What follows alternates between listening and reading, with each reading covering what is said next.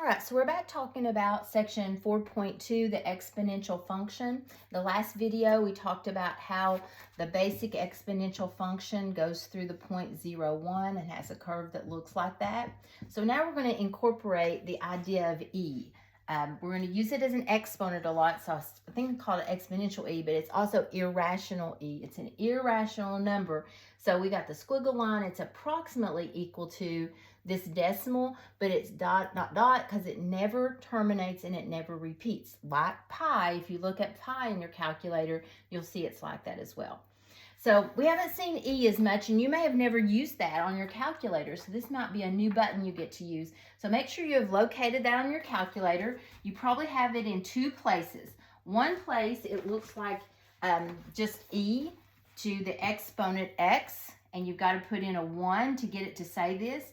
And then there's another place where it's just E. So look for both of those. It is the inverse of ln, which we'll see why it's there with ln. It's got a use for that.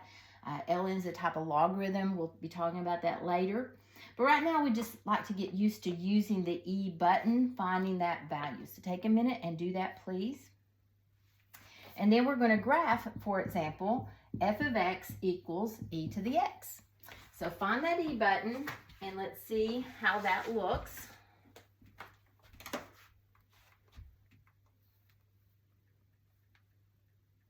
I've upgraded to using my iPad, so I'm going to try to use my Calculate 84 on my iPad. Let's see if we can see that. And y equals, let's type in y equals, where's that E? I've got to find it now too. E to the x over ln, that's one place I can find it. E raised to the x. And what that does, if you use this with the ln, the second function with the ln, it's already got the x built in, so it's made it an exponent, so it expects you to put something in that place, like e to the first if you're just trying to find the value of e. But e to the x, I'm trying to graph that, and we see it looks very similar to the other graphs that we talked about. It goes through the point 0, 1. We can see our table of values. Let's see if I can get that to open. Table of values.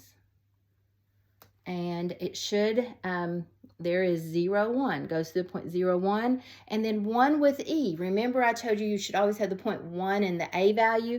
So A was the E value 2.72-ish. And so we can see that. And various values you could find for that. So it looks very similar because it's almost the same thing as saying y equals 2 to the x, which is the one we use for a standard example for many of the other on the last video. So don't be afraid of E. E is very much like 2, but it's just an irrational value. It's about 2.72 to the x, but it's not exactly that. Your calculator will know it has a more exact value for that without the rounding. So I've got one for you in your note packet to do with the shifting rule. So we've got f of x equals e raised to the x minus 1 plus 1. So it's going to look very much like this, the base exponential function graph. This is a right shift or a horizontal shift. So those are always opposite. So that's right by 1. And then this is a vertical shift of up by 1. So we'll take our pivotal point, move it over 1, up 1, looks very similar. I mean, it keeps the same shape, so it should look similar. It's just moved on the graph. Now this time, the domain does not change on any of these. You're seeing that to be true in all of our examples, but the range may change. If you have a vertical shifting on these exponential functions, your range is going to change. Normally, the range is the y equals 0 line, the x-axis. It's hovering over that, getting closer and closer as an asymptote. But if we move it up one place, so does that horizontal asymptote. So the range is now moved up one place, 1 to infinity. So just be aware your domain and range issues are always coming up. All right, we'll come back to E in a little bit. Oh, I know, the other thing I wanted to talk to you about E about, in the last video, we talked about compound interest. We talked about how there's a formula for compound interest that looks like this in another video.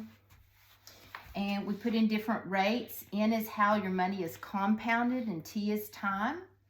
P is how much money you started with, your present value of the principal, and A is how much it grows to.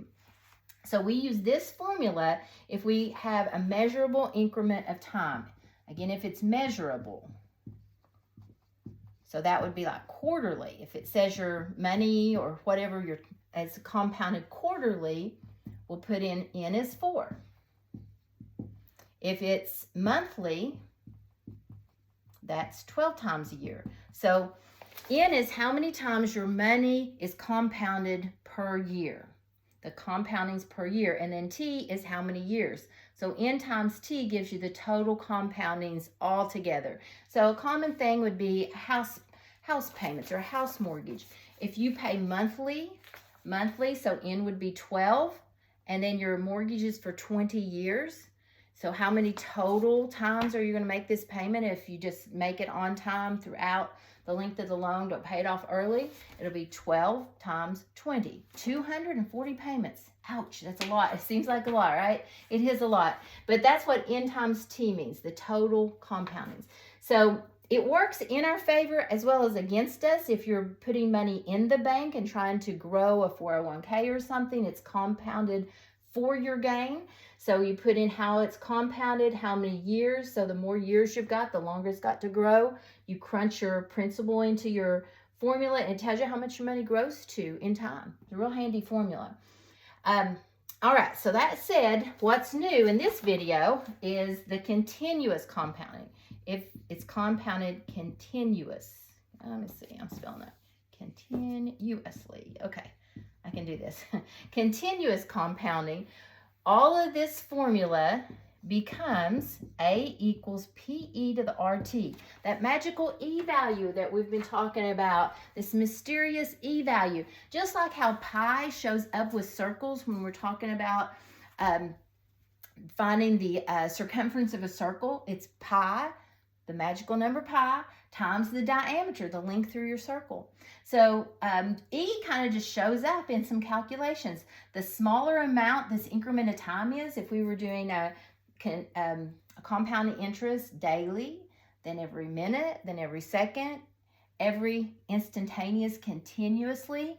As this gets smaller, this formula, the magical value of E shows up. So that's an application of that.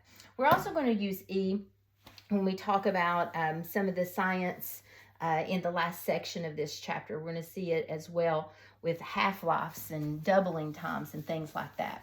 But we're going to talk about it just a little bit with money.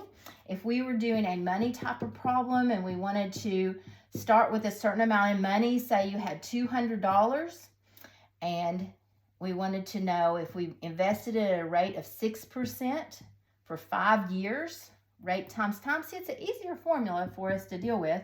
It'll tell you how much that $200 grows to. So let's all take out our calculator.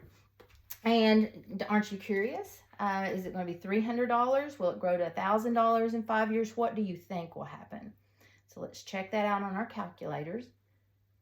200, find your E button. And this is where that E to the X button comes in handy, because a lot of times we use an exponent on E, so it already has kind of up arrowed it for us to put that in the exponent spot. 0.06 times 5 is the exponent. And I didn't grow as much money as I would have liked, $269.97 to the nearest penny. But it did grow, right? So you should expect growth. This is a continuous growth problem. It will always be a little more money than compounded with a measurable hours, month, or whatever. It's always going to be a little bit better amount. And the more the time, the more the interest, the more impact this formula would have. But that's how you use that formula. Another example I would like you to do says find how much $10,000 will grow to. Compounded continuously, has to be said in the problem to know use this formula, at 5%. We always change that to a decimal and leave it there for 3 years. All right, so let's all plug that in our calculators. What do you think $10,000 should grow to compounded continuously? And checking that on your calculator, you should get $11,614.72. So that would be the growth. Now, if your homework says, well, how much of that was the growth part or the interest part, subtract off the $10,000 and $1,614.72 of that was interest added from the formula.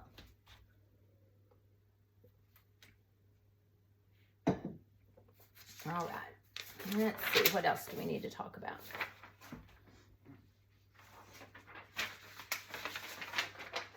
One more thing I can think of that I haven't mentioned yet, I skipped over this earlier, would be talking about solving equations, exponential equations. For example, if you had 3 to the x equals 9. This actually is exactly what it means to solve a logarithm. Finding the exponent needed, 3 to what power equals 9. Now the ones that you're going to do in section 4.2, they might seem simple to you and you're like, why would I need a log to do this? But these come out even. If we were doing 3 to what power equals 8, then I'm going to need to do logarithms. And I'm going to teach you how to do that in the next videos in a following section. So we can't do this in 4.2. It doesn't really mention how to solve this yet, but that is to come. But if you have a problem that is solvable like this, where we can work out a like base, and I can write 9 as 3 to the second. If you can get like bases, you can cancel out the bases and set the exponents equal to solve. And again, that trick only works in section 4.2 if there is some way to get like bases. So I'd like you to try that on this next example. 1/3 raised to what power would equal 81? Can you make those into like bases? And there is a way to do that. Well, for one thing, I'd flip the 1/3 fraction upside down and make it 3 over 1 or 3, which by flipping a base, and this is true all the time, all the algebra rule, if you flip the base, whichever direction that it's not, it changes the sign of the exponent. So making 1/3 into 3 makes that a negative instead of a positive. Then 81 just so happens to be 3 to the 4th. And check that out for me. So like bases. Then you can check those off. Negative x equals 4. Divide out the -1. X is -4. And then see that it's so. 1/3 raised to the -4 should be 81. We can check that. All right, so here's another one for you to try. 2 to the x plus 4 equals 8 to the x minus 6. Now this one I definitely am going to need a strategy for. I would have a hard time just thinking up numbers that would work for that. So I'm going to see more use for this method here. Like I said, in the next couple of sections, we're going to learn how to solve logarithms. That's what we're working our way towards. We're still working with the exponential view of it before we move to its inverse, the log.